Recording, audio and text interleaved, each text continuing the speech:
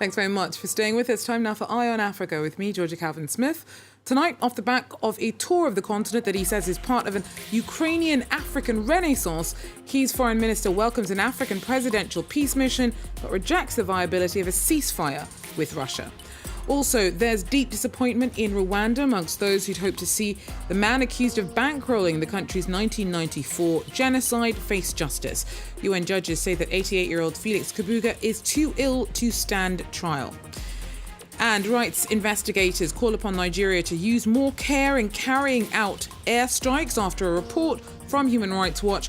Authorities have admitted killing 39 Fulani civilians earlier this year, but little has been done since to ease or compensate the suffering of victims. But first, Kiev's foreign minister has wrapped up a tour of Africa by saying that he welcomes plans for a peace delegation of African heads of state to head out to Ukraine and Russia this month, but that it will take more than a ceasefire to resolve the war in Ukraine. Dmytro Kuleba has been on a charm offensive, as many African countries have been hesitant to take sides in Russia's war in Ukraine. Our Nadine Tron tells us more. The longer Russia knows it can rely on African nations' support, the longer the devastating war in Ukraine will continue. This was the message of Ukraine's foreign minister to African media following his visits to Nigeria, Ethiopia, Rwanda and Mozambique. Dmytro Kuleba wants African nations to choose sides and support Ukraine in the war. He says that it's not a geopolitical game orchestrated by the West, but an independent fight for freedom. Meanwhile, South Africa's President Cyril Ramaphosa is leading an African peace brokering mission with meetings to the Ukraine's President Volodymyr Zelensky and Russia's President Vladimir Putin next week. But Kuleba says the Ukraine is not open to consider a ceasefire, as has been suggested, and rather wants a complete end to the war. Kuleba says he is aware of some African countries' close friendships with Russia, but that he hopes to change this. If you want to be friends with someone who gives orders to invade, destroy villages, towns, kidnap children, and transfer them to Russia to be re-educated, forcibly adopted by Russian families, whose soldiers rape and torture and raise settlements to the ground. If this is the friend you want to have, well, then this is your choice.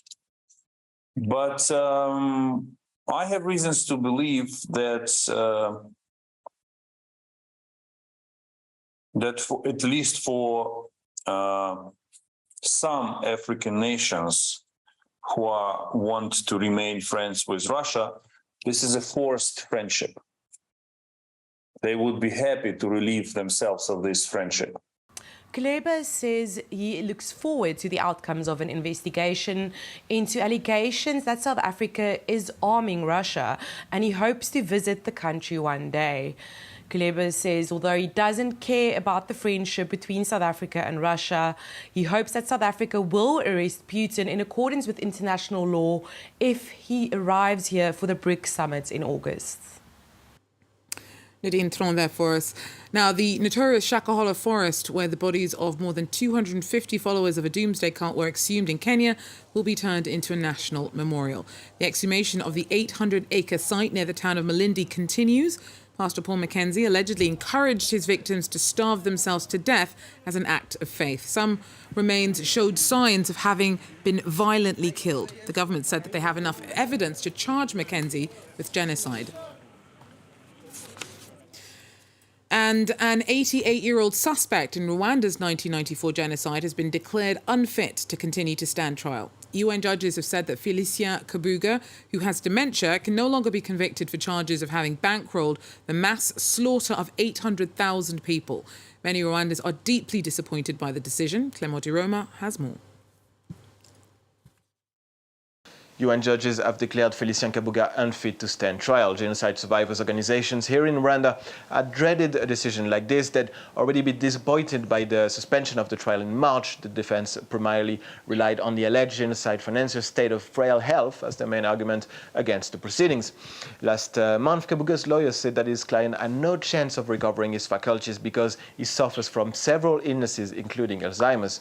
However, the representative of the survivors here in Kigali regarded the focus on his health as merely a pretext to evade justice.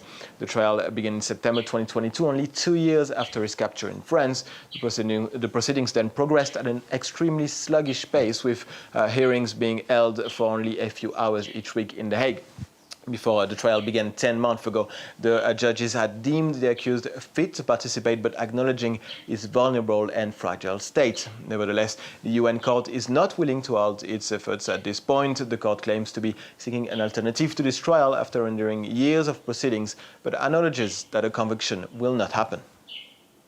Clément de Roma there for us in Rwanda. Now, rights investigators say that although Nigerian authorities have finally admitted to killing 39 civilians in an airstrike in Nasawara state in January, they've done little to follow up and have sidestepped questions about the circumstances that led to the bombing. Human Rights Watch interviewed some of the Fulani herdsmen caught up in the attack, who say that they were instructed to head to the site with their herds before the airstrike happened. Initially, authorities had said the attack was carried out by an unidentified drone. The Air Force later said it carried out the strike based on credible intelligence. For more on this, I'm joined now by Anieti Ewang from Human Rights Watch. Anieti, thanks very much for speaking to me. Now, first of all, the Fulani community, the victims who remain, say that they think that they were deliberately set up. In your investigation, is there anything to indicate that there is anything to that belief? Thank you very much for having me. I think it's important to acknowledge right from the start that the headers have suffered a devastating loss, and many of them are still grappling with the trauma and anguish from this incident. And against the polarized backdrop of the farmer-header conflicts, which has led to the surge of violence that the authorities are responding to, and the lack of transparency and accountability which has shrouded this incident, it's easy to see reasons why they hold this view. However, our research and our investigation has really indicated that this was possibly yet another erroneous airstrike that has been carried out by the Nigerian Air Force. They say they were responding to terrorist threats, but their failure to provide detailed information regarding the suspected threat, how they considered and verified information around the threat, whether or not they made efforts to investigate and identify and verify the identity of those targeted, or if any assessment was carried out before the airstrike to avoid or mitigate, civilian harm. This really indicates that the airstrike was carried out based on mere suspicion and without the right assessments to avoid civilian harm. One aspect of it is that they saw a group of cattle headers and just immediately assumed, that they were bandits, as is the term for the violent militias that are attacking civilians in the area. And what about the victims themselves? So now that this acknowledgement has come from the military, is that likely to mean much to the victims? Just like you said at the start of this, before we began looking into the airstrike, and we were able to establish from the Air Force that they carried out the airstrike, many people, including state authorities, referred to this as an unknown airstrike. And this really added to the anguish of the victims, who were in deep need of answers around who, what, and how this airstrike took place. So the acknowledgement from the Air Force is a very small step forward for them in making sense of this all. And it really gives them and us as a human rights organization a focus in terms of an institution to begin engaging with regards to justice and accountability. Now, the Air Force, in its communication with Human Rights Watch, has said that they are committed to human rights and engaging, and also to engaging further on this issue. So this appears to open up a window that we hope we can explore towards not only justice and accountability, but also improved operations by the military that better protects civilians. Reading the report itself, there was some really harrowing testimony from some of those who survived the attack. Some of them are still in hospital. Their lives will have been upended by some pretty severe injuries. are they not looking for more than acknowledgement? I mean, you also highlighted the fact that since 2017, it looks like around 300 people, civilians, may have been killed in erroneous airstrikes by the military. Do you think that this acknowledgement might mean that anything more in terms of compensation or support to the victims might be coming from Nigerian authorities? I mean, you're absolutely right. Many of the victims are keen to see more beyond acknowledgement and hopefully justice. That means compensation for their loss. Some victims have been in hospital undergoing, more than 3 or 4 surgeries just to be able to get back on their feet again. But it's difficult to see progress on issues around military accountability in Nigeria. In many cases, there's a lot of pushback and very little or no acknowledgement from the authorities. And even where there is acknowledgement, like in this case, or even where there are promises to investigate and ensure justice, there is hardly ever any follow through. And this was one area that the previous administration, the previous government did very poorly in. But as you may know, just over a week ago, Nigeria swore in a new president, Bola Ahmed Tinubu, for a 4-year term. And we're yet to see how he will approach this issue as the commander-in-chief of the armed forces.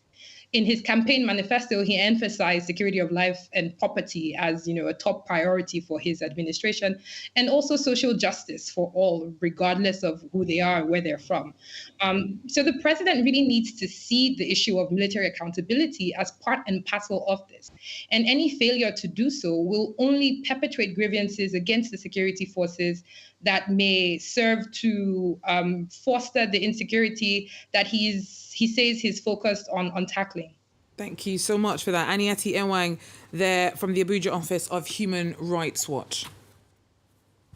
Well, staying with Nigeria, a new approach to recycling is seeing it used as a way to pay for schooling in some neighbourhoods. The proceeds from cleanups are sold on and then used to pay for teachers' salaries, uniforms and school kit.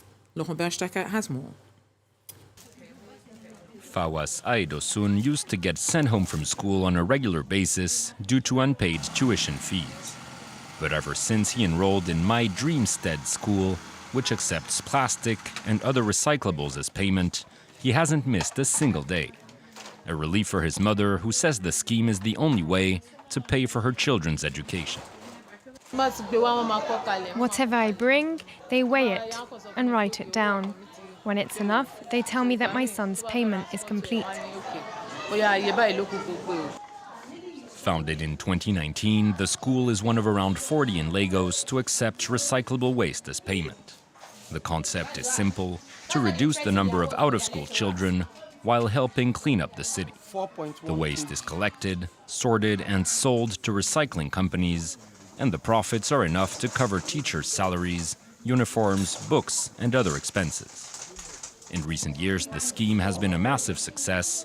From just 7 pupils in 2019, the school has expanded to accommodate over 120.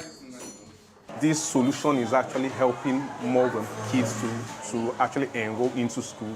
It is something laudable. So we have also experienced tremendous growth.